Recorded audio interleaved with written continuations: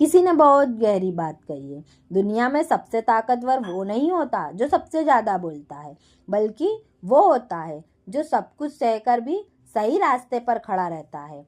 आज मैं आपको एक ऐसी नारी की कहानी सुनाने जा रही हूँ जिसने पूरी जिंदगी मौन को अपना हथियार बनाया, जिसने कभी खुद को निर्दोष साबित करने के लिए शोर नहीं मचाया, फिर भी इतिहास ने उनके चरित्र पर कभी सवाल नहीं उठाया।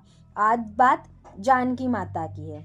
जानकी माता का जन्म किसी राजमहल में नहीं हुआ, ना ही किसी स्वर्ण पालने में। वे धरती से प्रकट हुई, सीधे मिट्टी से। शायद इसलिए उनका नाम पड़ा सीता, क्योंकि जो धरती से जुड़ा होता है वो झुकना जानता है पर टूटना नहीं।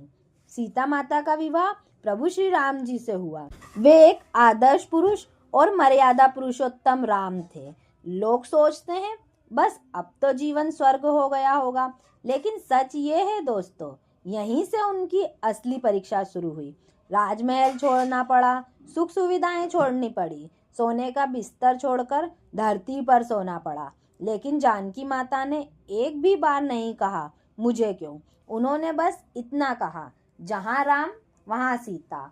आज के समय में जरा सोचिए, हमसे एक छोटा सा कंफर्ट चला जाए तो हम शिकायतों की लाइन लगा देते हैं। लंका से लौटने के बाद जो हुआ वो शायद किसी भी स्त्री के लिए सबसे गहरी चोट होती। उनसे उनकी पवित्रता साबित करने को कहा गया, और जानकी माता ने किसी को दोष नहीं दिया, किसी पर गुस्सा नहीं किया। वे चुपचाप अग्नि में प्रवेश कर गई। क्यों? क्योंकि उन्हें खुद पर भरोसा था। इतना सहने के बाद भी उन्हें फिर से वन भेज दिया गया, इस बार बिना राम के, गर्भवती अवस्था में। अब सोचिए, एक स्त्री अकेली जंगल में, आने वाला भविष्य का कोई भरोसा नहीं, लेकिन जानकी माता ने हार नहीं मानी।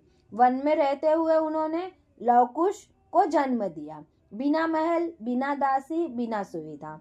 फिर भी ऐसे संस्कार दिए कि आज भी दुनिया उन बच्चों को रामपुत्र कहकर जानती है। जब आखिर में उन्हें फिर से परीक्षा देने को कहा गया तो जानकी माता ने मना कर दिया। उन्होंने धरती से कहा, अगर मैं सच्ची हूँ तो मुझे अपनी गोद में ले लो। और धरती ने अपनी बेटी को वापस बुला लिया। जो सहन करता है वो कमजोर नहीं होता, जो चुप रहता है वो डरपोक नहीं होता, और जो आत्मसम्मान के साथ जीता है उसे किसी सर्टिफिकेट की जरूरत नहीं होती। याद रखना, जानकी माता ने कभी नहीं कहा मैं सही हूँ, लेकिन आज भी दुनिया कहती है वे सबसे पवित्र थी। यह कहानी सिर्फ माता सीता की नहीं है, यह कहानी है सहनशीलता, आत्मसम्मान और मौन शक्ति की। जानकी माता ने बिना शोर किए, बिना शिकायत किए ऐसा जीवन जिया कि आज भी करोड़ों लोगों को जीने की हिम्मत दे जाता है।